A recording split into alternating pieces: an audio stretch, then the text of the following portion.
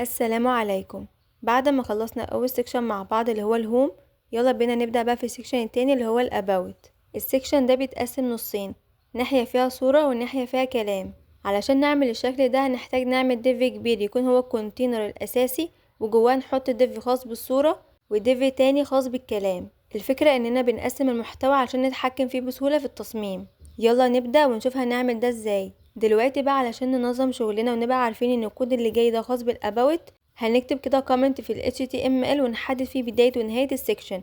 يعني فوق هنكتب start about، وتحت خالص بعد ما نخلص هنكتب end about. الطريقة دي بتساعدنا نعرف احنا فين بالظبط في الصفحة، خصوصا لما الكود يبقى كبير. دلوقتي بقى هنعمل السكشن بتاع الاباوت. اول حاجة هنعمل تاج السكشن ونديله كلاس اسمه about، وهديه كمان كلاس اسمه section، وده كلاس عام انا عاملاه عشان استخدمه في اكتر من سكشن في الصفحة، يعني reusable.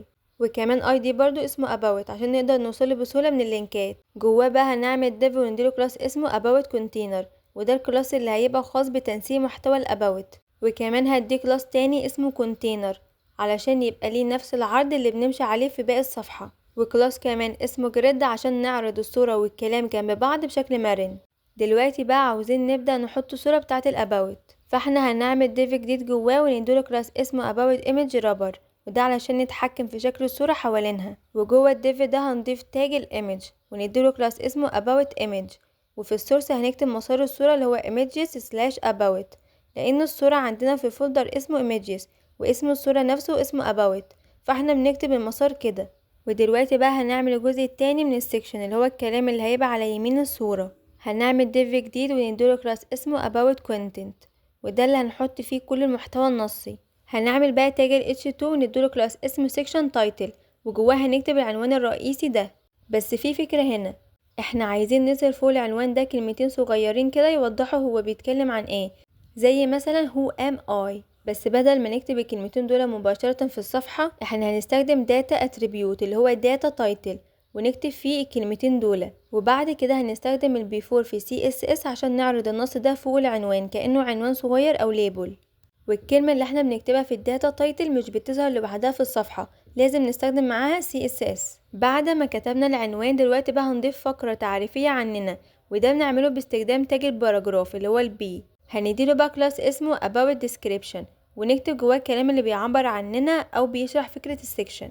بعد كده عايزين نعرض شوية بيانات شخصية او معلومات مختصرة زي الاسم والسن والبلد وهكذا، فاحنا بقى هنستخدم ال UL ونديها كلاس اسمه about data، وكمان نزود كلاس اسمه جريد عشان نرتب العناصر جنب بعض. جوه بقى اليو ال هنكرر 4 عناصر ال اي، كل واحد فيهم هنديله كلاس اسمه داتا ايتم. جوه كل ال اي هنضيف عنوان صغير بالمعلومة باستخدام ال H3 ونديله كلاس اسمه داتا تايتل، وتحته سبان فيه تفاصيل المعلومة ونديله كلاس اسمه داتا ديسكريبشن. وهنكرر بقى ال اي ده 4 مرات عشان نعرض البيانات المختلفة زي الاسم والعمر والمكان والايميل. خلونا نبدأ اول ال اي. جوه الاسبان هنكتب فيه البيانات اللي عايزين نعرضها، في المثال ده هنكتب الاسم. اما بقى في ال H3 هنكتب العنوان اللي هيوضح لنا المعلومة دي، فهنكتب فيه كلمة name، وهكذا نكمل باقي ال I. في الاسبان اللي فيه الايميل هنضيف له كلاس اسمه about link عشان نقدر نضيف له لون مميز او تنسيق خاص بيه. دلوقتي بقى هنعمل ديف جديد في اخر السكشن ونديله كلاس اسمه about button. جواه بقى هنضيف تاج اسمه ال A اللي هو الانكر ونديله كلاس اسمه BTN، وهنكتب جواه النص داونلود CV عشان نعمل زرار للتحميل. وبعد كده جوه نفس الديف ده هنضيف ديف تاني ونسميه about social links. جواه بقى هنحط روابط السوشيال ميديا، هنستخدم تاج ال A لكل رابط ونديله كلاس اسمه about social link، وجواه هنضيف الايقونة الخاصة بكل واحد. دلوقتي بقى عاوزين نجيب الايقونات، هنبحث عن الفونت اوسم. اول ما تدخلوا على الموقع ده هتلاقوا علامة العلم الازرق في الزاوية. بعد ما تدخلوا على الموقع هتلاقوا النسخة 6.7.2. هنكتب بقى في السيرش كلمة تويتر عشان نجيب ايقونة التويتر. هيظهر معانا الايقونة، هنضغط عليها، بعدين نضغط على اللينك الخاص بيها ونضغط عليها علشان ننسخ الكود. دلوقتي بقى هنروح على ملف ال HTML بتاعنا ونحط الكود ده جوه تاج الانكر عشان يظهر معانا في الصفحة. وبنفس الطريقة هنجيب بقى الايقونات زي الفيسبوك والانستجرام. بنكرر نفس الخطوات وننسخ الاكواد الخاصة بكل ايقونة وبعدين نحطها في ال HTML بتاعنا. دلوقتي بقى بعد ما خلصنا ال HTML نروح على ملف CSS عشان ننسق العناصر. هنبدأ بقى نكتب كومنت عشان نوضح بداية تنسيق سيكشن الاباوت. هنكتب start about عشان نبين ان التنسيق ده خاص بالاباوت. بعد كده هنستدعي about container عشان ننسق الديف اللي احنا عملناه، وهنضيف له خاصية get template columns عشان نحدد توزيع الأعمدة. وهنكتب 4 fraction و8 fraction عشان العمود الأول يكون 4 أجزاء والتاني يكون 8 أجزاء. ونضيف كمان align items center عشان نخلي العناصر تتوسط في المنتصف. هتلاحظوا اننا مش محتاجين نكتب display grid هنا، لاننا اصلا مديين العنصر كلاس اسمه grid. الكلاس ده احنا كنا عاملينه قبل كده في جزء الريوزابل وكنا كاتبين فيه display grid، فخلاص مش محتاجين نعيده هنا. دلوقتي بقى عاوزين ندي مساحات فوق وتحت للسكشن بتاع الاباوت عشان يبقى فيه فراغ مريح حوالين المحتوى وما يبقاش لازق في اللي فوق او اللي تحته. فبدل ما نروح نعدل على سكشن الاباوت لوحده، لا احنا هنطلع فوق عند جزء الريوزابل اللي احنا بنستخدمه لكل السكاشن، اللي هو مثلا اسمه سكشن، وده بقى بيتضاف لاي سكشن زي الاباوت والهوم وهكذا. هنستدعي الكلاس ده ونضيف له الخاصيه بادنج بلوك 6 ريم.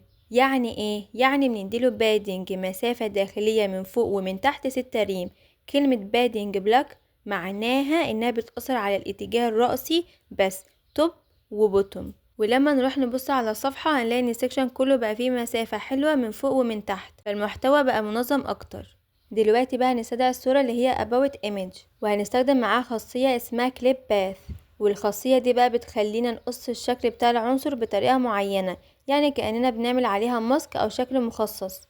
في حالتنا هنا استخدمنا بوليجون، يعني هنقص الصورة على شكل مضلع بوليجون، وده بيتحدد بنقط احنا بنرسم بها الشكل، والنقط اللي فيه بتتكتب على هيئة اكس واي، والنسب دي بتعبر عن نسبة من حجم العنصر نفسه. اول حاجة 0 و0، دي اول نقطة على الشمال فوق خالص، اول الركن الشمال. و0 32%، دي تاني نقطة برضو على الشمال لكن نازلة تحت بنسبة 32% من ارتفاع العنصر. و28% وصفر، دي تالت نقطة على اليمين من فوق بس مش للآخر، واقفة عند 28% من عرض العنصر. يعني بالشكل ده احنا قطعنا جزء من الصورة كأننا عملنا مثلث صغير من فوق على اليمين، فبتدي شكل ستايل كده ومختلف، مش الشكل العادي المستطيل. دلوقتي بقى هنكرر نفس الصورة مرة كمان في ال HTML، بس طبعا واحنا بنكرر الصورة نتأكد اننا مش بنكررها لمجرد التكرار وخلاص، لا احنا بنعمل كده عشان نستخدم كل واحدة في تأثير معين او لير مختلف في التصميم. دلوقتي بقى هنستدعي الكلاس اللي هو about image wrapper ونديله position relative، وده معناه ان العنصر ده هيكون المرجع اللي بنظبط عليه العنصر اللي هو جواه، اللي هي الصورة about image. بعد كده هنستدعي about image اللي هي الصورة نفسها ونديها position absolute، وده بيخليها تطلع من التدفق العادي للصفحة وتتحرك بحرية جوه الأب بتاعها اللي هو about image wrapper. ولما نكتب معاها top 0 left 0 كده بنقول للصورة خليكي لازقة في الركن الشمال فوق جوه الأب بتاعك. دلوقتي احنا كنا عاملين صورتين جوه عنصر الأب اللي هو about image wrapper، ولما نيجي ننسقهم في CSS محتاجين نتحكم في كل صورة لوحدها، صح؟ فاحنا بقى هنستخدم NTH child عشان نقول للمتصفح انا عايز اختار اول عنصر جوه الاباوت ايمج رابر اللي هو الصورة الاولى، ودي اللي كنا عاملين عليها كليب باث، يعني كاننا بنقوله about image بس الصورة اللي ترتيبها الاول. دلوقتي بقى هنروح على الاباوت ايمج رابر وده اللي احنا مدينها position relative، وهنحدد لها ارتفاع معين، فهنكتب height 400 بكسل، وده معناه ان مساحة الاطار اللي جوه الصورة بقت 400 بكسل في الارتفاع.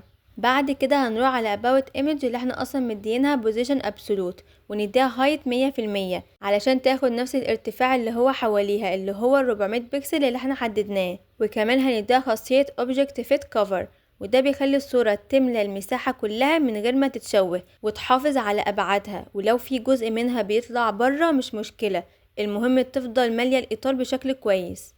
دلوقتي بقى هنروح على الصورة الأولى اللي هي about image NTH child 1 كنا عاملين عليها كليب باس عشان نديها شكل معين. دلوقتي بقى هنديها كمان transform translate y سالب 1.25 ريم، يعني هنحركها لفوق بمقدار 1.25 ريم علشان تروح شوية فوق وتدي احساس ان في حركة او طبقة بين الصور، والحركة دي مش كبيرة لكن بتعمل فرق في التصميم، بتخلي الصورة الاولى تبين بشكل مميز فوق التانية وتدي تأثير كده زي الطبقات. دلوقتي بقى هنكرر نفس الفكرة دي 4 مرات عشان نعمل تأثيرات مختلفة على الصور.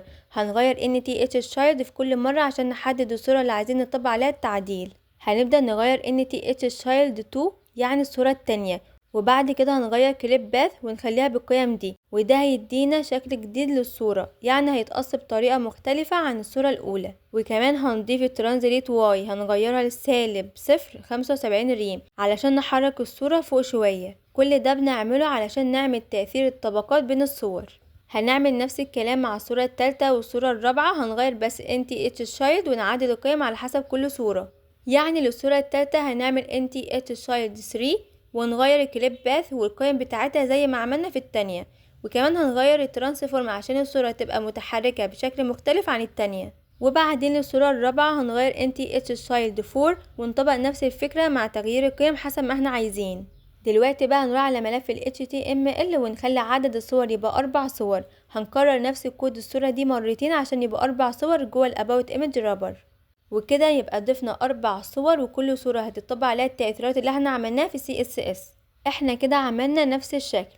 دلوقتي بقى عاوزين نضيف حركة بسيطة لما نلمس الصورة. هنروح بقى على About Image ونديها Transition قول 3/10 ثانية Ease علشان نعمل تأثير سلاسة كده على كل التغيرات اللي هتحصل على الصورة. بعد كده هنكتب comment عشان نوضح اننا هنعمل hover على الصورة. دلوقتي بقى هنستدعي About Image Wrapper ونعمل عليها hover وكمان About Image علشان لما نمرر الماوس على العنصر الأب الصورة دي هتتأثر.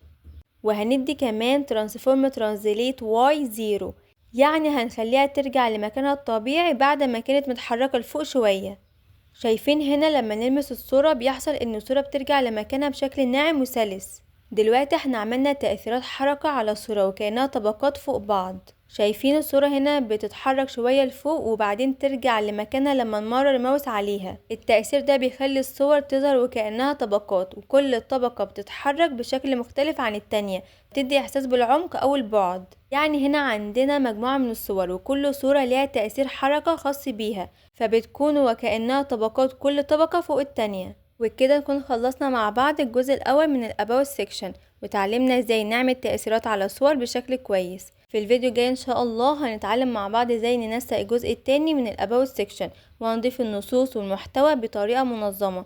لو عندكم اي اسئلة او ملاحظات اكتبولي في الكومنتس، وما تنسوش تشتركوا في القناة عشان يوصلكوا الفيديوهات الجاية. يا رب تكونوا استفدتم كتير، واشوفكم في الفيديوهات الجاية ان شاء الله. سلام.